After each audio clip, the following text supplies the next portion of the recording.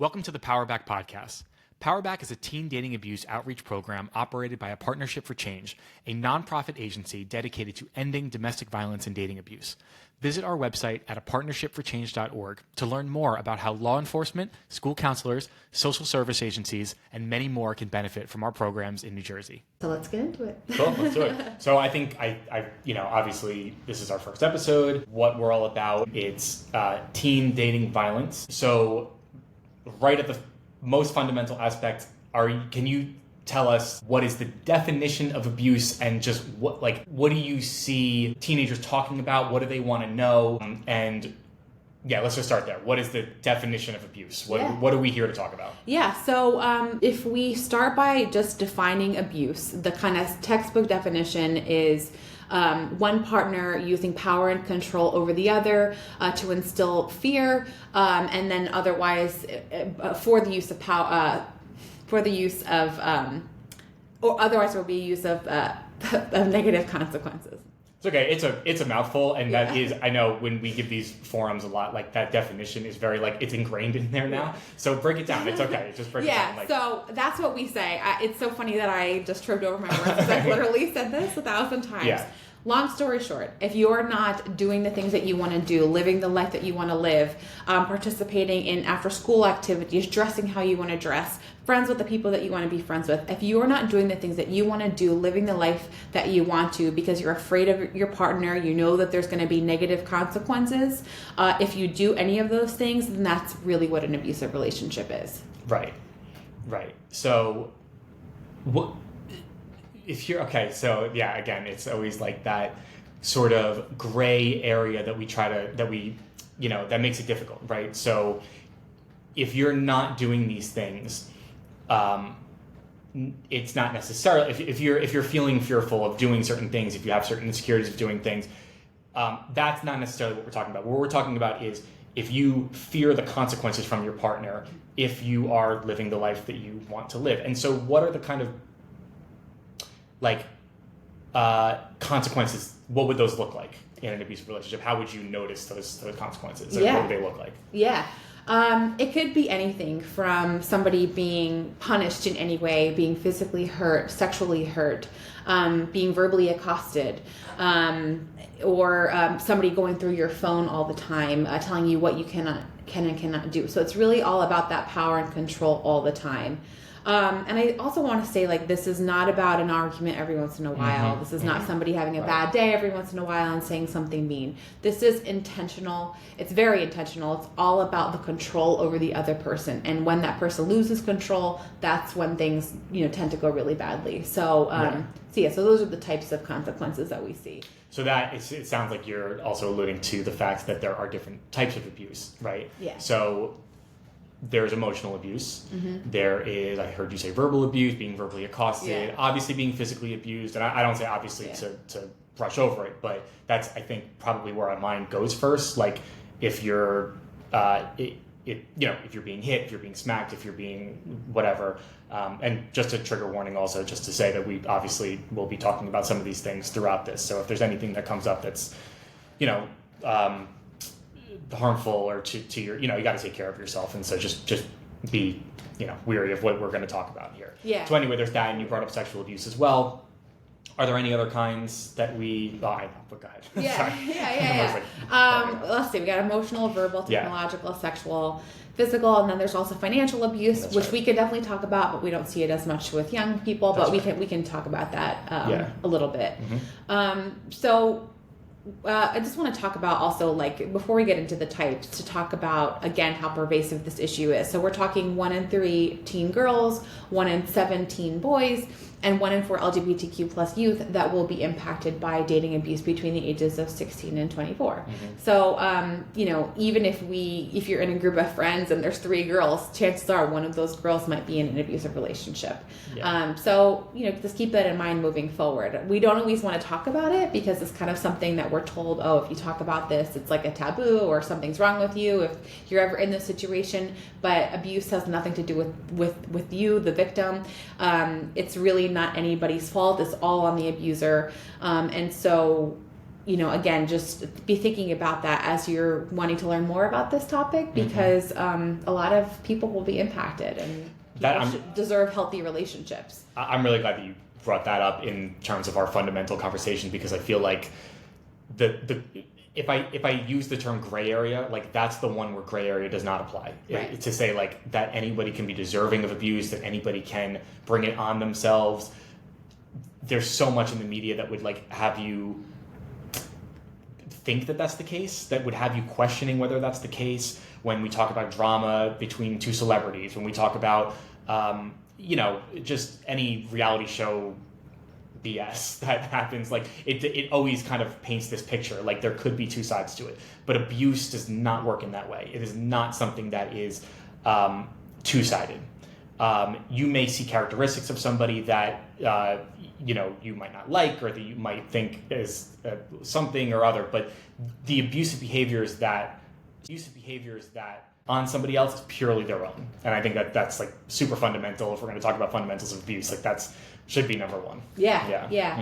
And I think also up until recently, it was always sort of like if something was going on in your relationship or in your home, we were taught not to talk about it. But it's really important that now, if you do recognize any of these warning signs, to do talk to somebody else about it, right? Because you never know that somebody might be, dealing with this and not want to talk about it, but it's okay to rely on friends. It's okay to talk to the adults in your life if you're going through something like this. So I think that's also a challenge that we might face, right? Because when people are telling us, okay, what stays in your relationship is your business, I'm not going to get involved, I don't want anything to do with it. Well, actually, it's okay to be involved, because you might be saving that person's life. Right. And you might be kind of leading them towards the path of a healthier relationship. And talk to people who understand, right? Because there's like, again, so much misinformation and so much, just misunderstanding about what it is. That's why it's good that we're here talking about it. And we'll get more into the fundamentals of each specific type of abuse. But when you do go to talk to someone who understands, a family that doesn't allow someone to talk about this probably doesn't understand. Friends that don't like to talk about this probably don't understand. But it is okay to talk about. I hope we can break down that wall a bit, in our own work. And not just okay, but it's so important, because so many people are dealing with it. Like you said, it's 1 in 3 girls, 1 in 7 boys, you said, and 1 in 4 LGBTQ plus. That's right. Yeah. So that is so pervasive, and might be the root of a lot. Probably is the root of so many problems that we have, just in the world. Like if you're experiencing something in the home that you are just taking with you everywhere, or in your relationship. Just think about how damaging that can be in all your relationships and everything that you do. It's your relationships are kind of what make you a lot of the times, it is what it is. So anyway, good at talking about it from that perspective. And, I also just want to say that people who are abused in their relationship, even if they safely get out of that relationship, but they're able to make it out alive, obviously that's a good thing. But even if you're abused in your relationship, and again, you make it out, you might deal with things like low self-esteem, body image issues, difficulty trusting anybody else ever again, having a healthy relationship after that because you don't know what one looks like, just kind of questioning yourself. And there's just so many things, depression, anxiety, a lot of things that can come from that. And, again, we all deserve to have healthy, loving relationships, and it starts when you're young. And that's why it's really important that we're talking about this, because we want everybody to experience what a healthy love looks like. So do you want to talk a little bit about emotional abuse? Because I feel like that's kind of like where it starts. Yes. Yes. So you are right. It does start with emotional abuse. So when we think of emotional abuse, we think of things like somebody being really, really jealous and possessive, somebody being very controlling over your every move. Typically, one person is walking on eggshells around the other person because they're afraid to piss the other person off. They're afraid to make any decisions or express any emotion because they're concerned that there will be those negative consequences. We see things like, and we hear this a lot, one person sending a message on social media or a text saying something like, if you leave me or break up with me, I'm going to hurt myself or kill myself. Every time we go into a school, so many kids say, yeah, that's happened to me, because that's a manipulation tactic to keep you in an unhappy relationship. So if your partner is driving the bus of the emotions in the relationship, then that's an emotionally abusive relationship. And I think what's really important for people to understand about emotional abuse specifically is that typically all of these things are wrapped up in a blanket of, I love you. So another thing that we see a lot is isolation from friends or family. So the abuser will say something like, oh, your family doesn't really give a crap about you. Like, I think you need to just blow them off and spend the day with me. I love you so much. They don't love you. I love you, right? And it's really confusing, especially for young people, because we have this idea of love and how it's supposed to be. But it's really important to understand that just because somebody says I love you doesn't mean they actually do, unfortunately. And it's sad to say, but love is about so many other things than just saying I love you. Because when and I love you is accompanied with I love you, please don't break up with me, or something like, I'm sorry, I just get so jealous, I love you. That's not really what love is, right? And so emotional abuse specifically is really hard to see because we all want to be told I love you. It's a normal thing to want to experience. But if it's accompanied by those other things that I said, then unfortunately it's just not real love. And so, you bring up like jealousy and possessiveness. Possessiveness might be a little bit easier to talk about in terms of abuse, because if you start seeing those signs of someone really like demanding your attention, your everything, that they're isolating you so much that they're becoming an aggressive possessor. Not like I don't know if there's a good way to possess. I'm not sure what I'm trying to get at there, but I think I mean to say that like jealousy is I guess maybe the harder one, where it's like we all do feel jealous at some point, right? Yeah. It seems super normal. It seems hard to escape, especially when you're young and you're like figuring out who you are. And so why do you bring up jealousy in terms of this and not make a distinction? Well, not that you didn't, but what is the distinction? Yeah. So the distinction is that when an abusive person is controlling you because of their jealousy, that's the difference, right? Like you said, everybody can get jealous. Adults get jealous. It's super normal. It's natural. But when one person is using their jealousy as an excuse to hurt the other person, that's when it becomes abusive, if that makes sense. And you're allowed to be able to have an open conversation about what jealousy is, and you can kind of like set boundaries with each other about what works and what doesn't. But as long as it's a conversation and one person is not demanding things because of their jealousy. Yeah. And I have to say, like, this is something that the jealousy especially is something that I see all the time in the schools.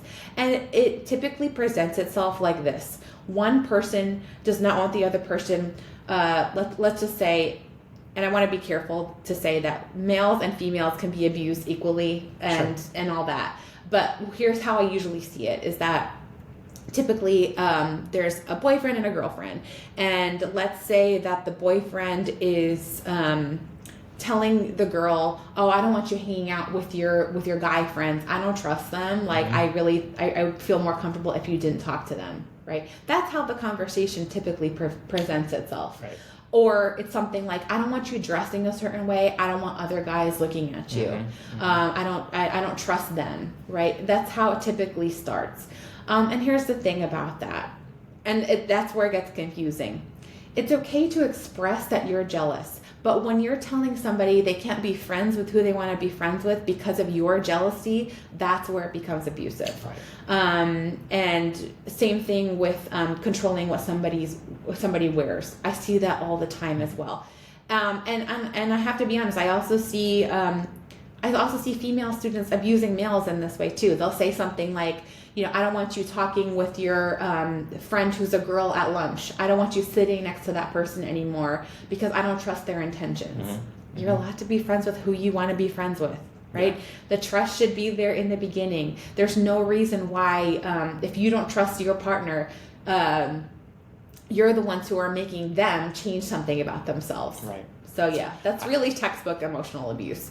That's great. I mean, I mean, that's great in the way that you described it. That is great. Yeah. But I, just from personal experience, jealousy it's so hard. And I think I want to not speak generally, but maybe kind of speak for guys a little bit, where like the vulnerability aspect of it is so difficult to bring into a relationship. And I've made so many mistakes in the past of just not knowing how to present my jealousy, because I thought it would make me feel weak, or I thought it would make me look weak. And maybe to some people it did, but that never really mattered.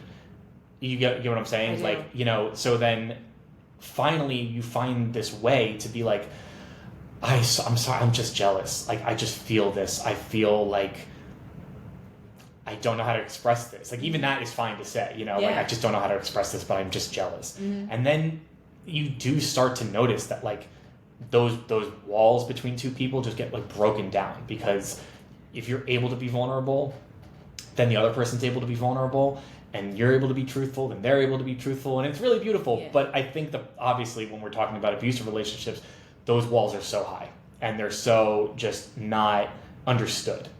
And so it's so much easier for an abusive person to turn and go, well, this is your fault that I'm jealous, or you need to do something about this because I'm jealous, rather than there's something I need to work on, which any healthy relationship understands. We both need to work on ourselves, and we need to, communicate our needs. Right. A lot of times, and it's really hard to talk about. So thank you for bringing that up. It's such a difficult thing to express your emotions to begin with. Oh my God. But unfortunately, especially when you don't have that, like, when you just weren't taught it, or when it's just like you find yourself in a relationship that, like, you just didn't expect certain things to come up, certain experiences. Like, it's just, it feels impossible. But yeah, sorry, go ahead. It's just so funny that we're talking about this now, because it brings up so many, like, the feelings of the beginning of the relationship, of like having to build it. And you don't, especially in the beginning, like, you don't know how the other person's going to react, right? So yes, those things, that's all super normal to be unsure. Mm-hmm. But the thing with jealousy also, what makes it challenging is that a lot of times the jealousy, sadly, has to do with the person who's feeling jealous, and less with the person that's receiving the jealousy, right? Because, I would challenge everybody. If you're feeling jealous in your relationship, again, normal, natural. But what is it about yourselves that's making you so jealous to the point where you could possibly be controlling your partner? Mm-hmm. Because sometimes that has to do with maybe your self-esteem, or maybe something's happened to you in the past, and now you're bringing that past relationship to your current relationship. Yep. But with all that said, that still doesn't mean that one person is allowed to control the other person because of their jealousy. That's right. Really, I think, like, when we talk about, obviously we're here to talk to teens and about teens, and like some of that stuff, and maybe this is a whole different conversation, so we'll get into that maybe another time, but like the idea of being toxic and having someone who is jealous of you, jealous about you and whatever, like bringing that, a lot of times, like when I was talking about like what the media tells us is cool and whatever, and what other teenagers might be saying, like the buzzword toxic comes to mind, of like, oh, I need someone toxic. I need someone who is jealous, is possessive, like someone, like, as if that's a sign of love. And that's really, like, if we could say anything right now too about that, like, there's so many problems. It might look, I don't know, cute or something in the beginning, but like, understand the road that we're talking about, that goes down, is not at all what love is about, what a connection is about, whatever communication and all that is about. Sometimes we may actually think, oh, they're jealous of me. That means they must really love me. They really need me all the time, and jealousy really does not mean love. Yeah. And I agree. Let's pencil that in for a future topic, because I've had students that have brought that up about the people on TikTok who are saying that they want their relationship to be toxic. Right. you should never want that. It's not a good place to be if you're asking for your relationship to be toxic. Relationships should be built on a healthy, loving communication, respect, boundaries. We can get into all that another time too, but it's really important to recognize that. Yeah. I think we should wrap here probably. Probably 30, but thank you everybody for listening. We're going to be posting on YouTube, social media, all that. Yeah. So we'll post some links in the bio and stuff. If there's anything really quickly. So if we're going to go over this every episode, but if any of what we're saying is really resonating with you, if you're like, oh my gosh, that's me, either I'm the person that's being controlling or the person being controlled, there's so many resources out there that are available. And I'm going to make sure that we, provide you with something, every time that we do this. So there's the National Teen Dating Violence Hotline. That number is 1-866-331-9474. You can call them, you can text them 24 hours a day, 7 days a week. You don't have to be a victim to call. They have services available in multiple languages, and they're a really wonderful resource. And it's just somebody to talk to. Just because you're calling a hotline doesn't mean that something's wrong or it's like super serious. It could just be like an adult to bounce ideas off of. So that's the National Teen Dating Violence Hotline. Second Floor Hotline is a local New Jersey-based organization. They can help if you're in an abusive relationship. Same thing. You can call them. You can text them 24/7. But they help with other things too. They help with things like bullying, any mental health struggles, anything going on at home. They're wonderful as well. And then the National Domestic Violence Hotline, that number is 1-800-799-7233. And same thing. It's very similar to the Teen Dating Violence Hotline. Same thing. Services available in multiple languages. I don't think I gave the number for Second Floor. Sorry, not to go back. The number for Second Floor is 1-888-222-2228. So I'll put all these in the bio too. Okay, so definitely follow call any of those numbers that I mentioned, and please follow us on TikTok and Instagram for great content about dating abuse. It's PowerBack NJ. Cool. Take care. Bye.